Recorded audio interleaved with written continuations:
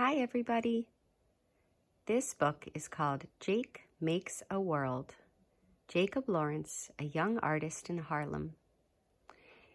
Its author is Sharifa Rhodes Pitts, and it's illustrated by Christopher Myers.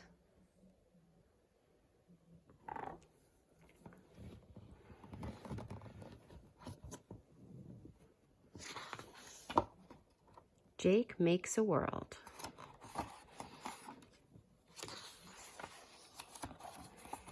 In the morning, Jake watches the sun wake up.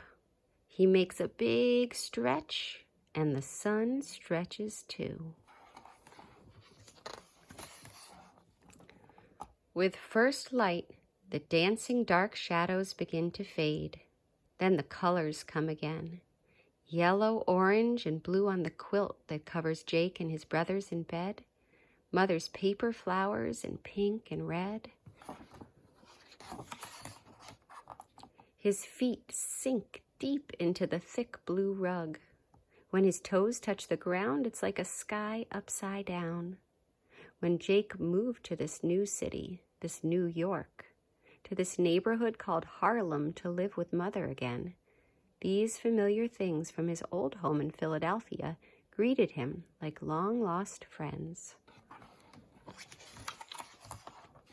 Outside Jake's building, men played chess and checkers, balancing the boards on their knees. Older boys sell fruit from a wagon or ice from a bucket, shouting for people to come down and get it. Mothers walk fast to work and more work. Signs promise home-cooked meals for 15 cents and a shoe shine to make you brand new. A preacher in a hat shouts and sings about God. A newsboy tells the stories of the day from downtown and around the world, but tells them with a tune. At the corner, a short man stands on a stepladder, telling everyone how we will get the freedom we need.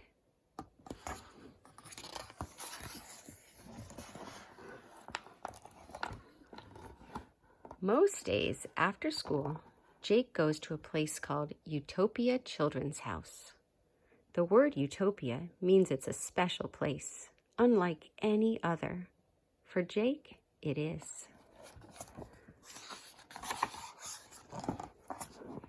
At Utopia House, Jake makes things with his hands.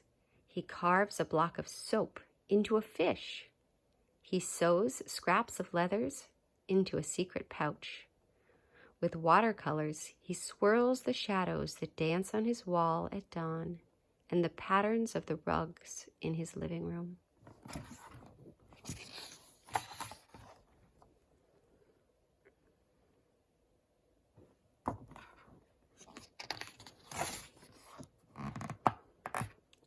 Jake takes a stick of charcoal and draws a pair of eyes to see everything the people on the street see.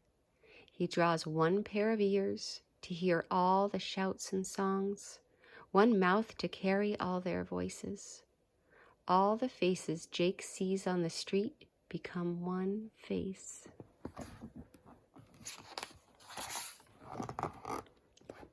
Jake shows this new face to his teacher, who smiles and nods and says, "You should see this, a very old mask from Africa." Jake stares at the mask for a long while, and then he makes his own mask from brown paper bags and glue and paint. When he's done, the mask smiles at him.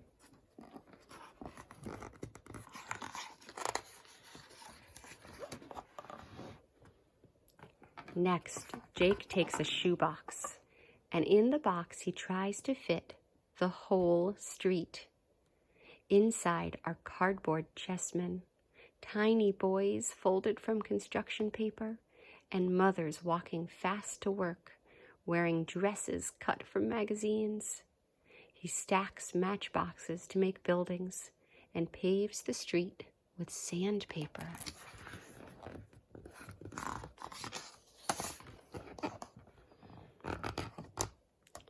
Jake has made a world, a small piece of this place called Harlem. It is now his home.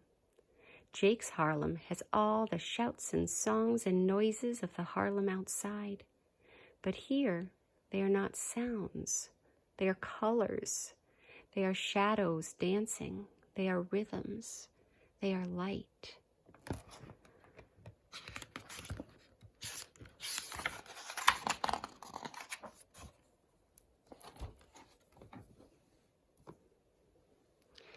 Now, friends, Jacob Lawrence is a real person, a real artist. And these are true stories of his childhood. I hope you enjoyed them.